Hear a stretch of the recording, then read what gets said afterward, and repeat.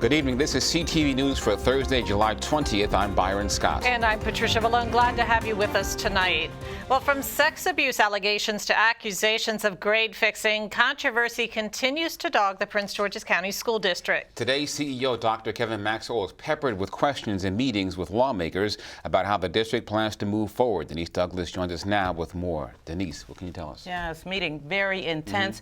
Lawmakers were not letting up when it came to questioning Dr. Maxwell. They wanted to make their concerns clear. The questions came one after the other from practically every lawmaker on this education committee. They wanted to know the how, the when, and the why about issues of concern facing the county school district. But one of the most compelling series of questions came from Delegate Jay Walker about the grade fixing allegations that recently surfaced. Take a close listen to what he had to say. Your statement, you said that the diploma should stand for something in Prince George's County.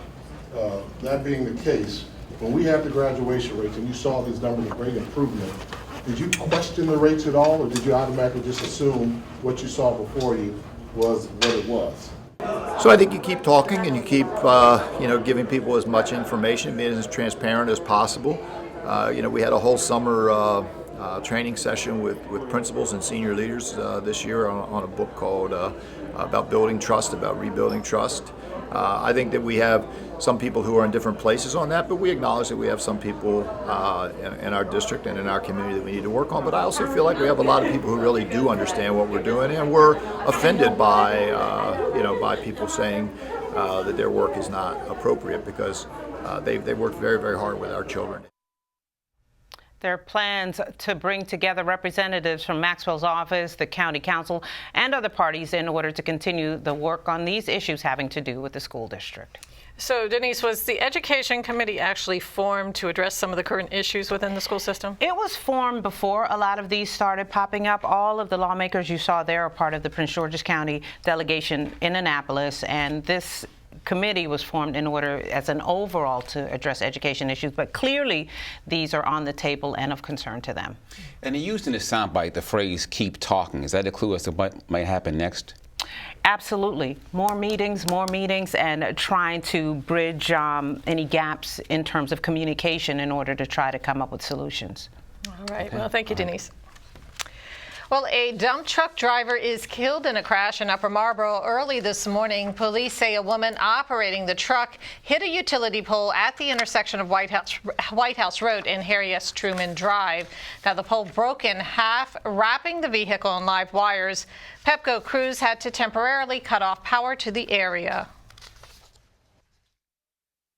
Is pronounced dead. And so as you can see, investigators are out here right now trying to determine the circumstances surrounding this collision. Well, Pepco says about 400 customers were impacted. Power has since been restored. Anyone with information on this deadly incident is asked to contact police. A car and a motorcycle collide in Prince George's County, killing the cyclist. It happened at around 6:30 last night in Beltsville. Now, state police say the driver of the car is traveling northbound on Route 1 near Prince George's Avenue. Investigators say the motorcyclist crashed into the car as it turned onto Prince George's Avenue. Killed was 45-year-old Jermaine Jackson of New Carrollton. The driver of the car got hurt, and the cause of the crash is still under investigation. Imagine wearing a thermally insulated snowsuit and carrying 90 pounds of gear during a heat wave. That's how firefighters look today while putting out a blaze in Temple Hills. Now, crews arrived about noon to find flames coming from a basement window in a two-story home. No injuries were reported. Battalion Chief Donald Fletcher tells CTV News that firefighters have to hydrate the night before. He says they benefit from a new apparatus called a rehab truck. There's plenty of water on hand, a mist-blowing fan, and a lot more to make the experience in summer conditions better. It's just a stable environment. Once everybody comes out, the fire is under control, or whatever case that we have going on, they can go into a stable environment, rehydrate, as well as get their vitals taken to make sure nobody's having any cardiac issues or anything like that. And the cause of the fire is under investigation.